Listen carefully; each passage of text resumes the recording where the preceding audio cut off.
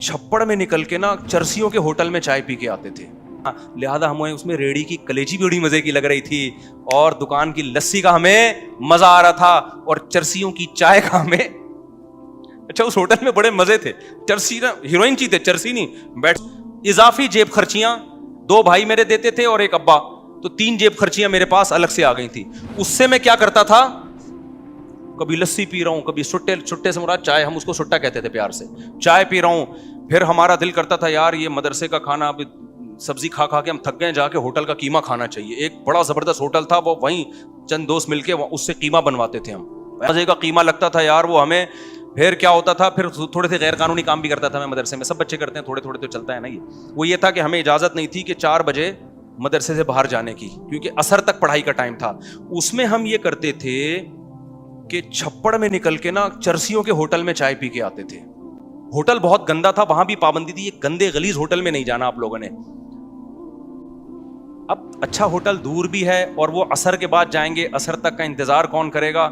چھپڑ میں چپکے سے نکلے پتلی گلی سے استاذوں سے نظر بچا کے اور خوف کے ساتھ وہاں بیٹھ کے چرسیوں کے ساتھ کپ دھلوا کے چائے پی رہے ہیں. غیر قانونی کام، اور چھپڑ میں آ رہے ہیں. اس کا اپنا مزہ تھا خدا کی قسم، کیونکہ جب آدمی غلط طریقے سے چائے، ویسی کون سی اچھی چیز ہے، غلط طریقے سے چائے پیتا ہے نا، اس کو جرم کا احساس ہو، اس چائے کا مزہ آج تک ہمیں اب تک نہیں آیا، کیونکہ احساس ہوتا تھا غلط کر رہے ہیں. تو یہ بھی ایک مزہ ہے بھائی. چھپڑ میں چپ کے آ کے بیٹھ گئے ایسے گھننے بن کے، جیسے پتہ نہیں مطالعہ کر کر کے نا تھک گئے بہت زیادہ. چھوٹی سی، اس سے زیادہ نہیں شرارت کی ہم نے الحمدللہ مدرسے میں. تو اس کو ہم سمجھتے تھے کیا ہے، عیاشی. ہمارے دوست تھے، ہم ان کے ساتھ کیا کرتے تھے، ایک دور جو ہے نا ریڑی پہ کلیجی بناتا تھا بڑی ٹائٹ، وہاں جانا بھی انلیگل تھا، گورنمنٹ کی طرف سے، مدرسے کی طرف سے پابندی تھی. اب ہمارے پاس پیسے ہوتے تھے یار، کچھ تو کھائیں نا باہر جا کے.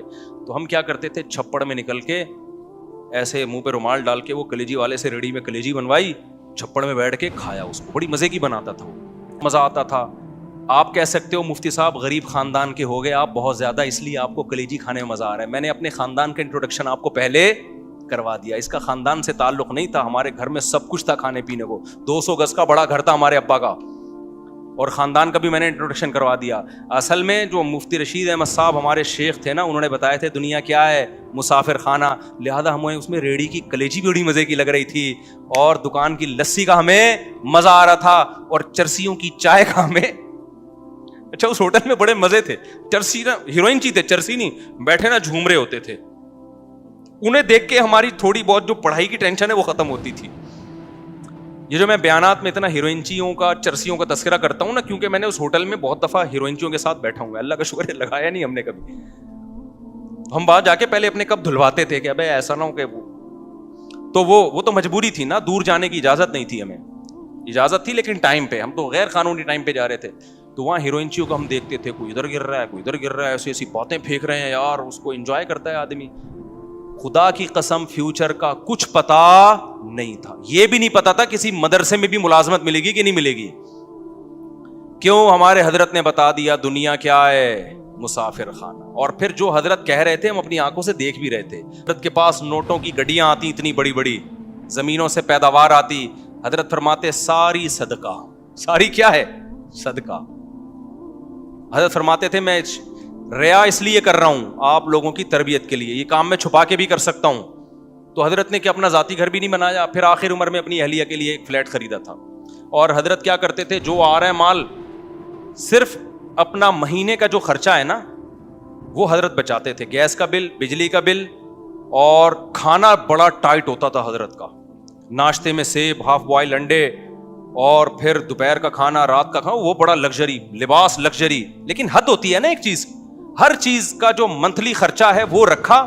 باقی حضرت کہتے ہیں میں گنتا نہیں کہ لاکھ روپے، کروڑ روپے، ارب روپے، سارے کیا فی سبیل اللہ. مسافر خانہ ہے بھائی، نکالو. نہیں ہے ہمارے خیال بات سمجھ میں. کھایا اچھا، کیونکہ مسافر خانہ ہے تو اگر بزنس کلاس میں چلے جاؤ تو اچھی بات ہے نا، کیا خیال ہے. لیکن دل نہیں لگایا. بزنس کلاس کو چیزیں مل رہی ہیں، آپ نے جیبوں میں ڈالنا شروع کرتی کہ میں منزل پہ لے کے، ابے بھائی یہیں کھاؤ پیو، ہلکے پھلکے ہو کے منزل پہ چلے جاؤ. سمجھ. تو ہم دیکھ بھی رہے تھے حضرت کو کہ جو کہہ رہے ہیں مسافر خانہ ہے تو سمجھ بھی رہے ہیں. اور جس دن حضرت کا انتقال ہوا، مدرسے کے گھر سے حضرت کا جنازہ اٹھائے. حضرت کا اپنا ذاتی گھر نہیں تھا. ہم نے کہا حضرت اچھے رہ گئے کہ جتنا آیا صرف ضرورت کا رکھا, اور اتنا رکھا جس سے لائف اچھی گزر سکے. حضرت کے گھر میں ایئر کنڈیشن بھی تھا, حضرت کے گھر میں مہنگے مہنگے عطر تھے, وہ سب حضرت کے پیسوں کے خریدے, بہت سے ہدیے بھی آتے تھے, اور حضرت کا لباس بہت اچھا, پگڑی بہت اچھی, اور ہر چیز بہت اسٹینڈرڈ. گاڑی ایسی خاندانی کہ آپ کی سوچ ہوگی. وہ میں بتاتا ہوں نا, کویت کے شہزادے سے گاڑی خریدی تھی, ہر چیز اچھی, بچانا نہیں ہے کیونکہ مسافر خانہ ہے.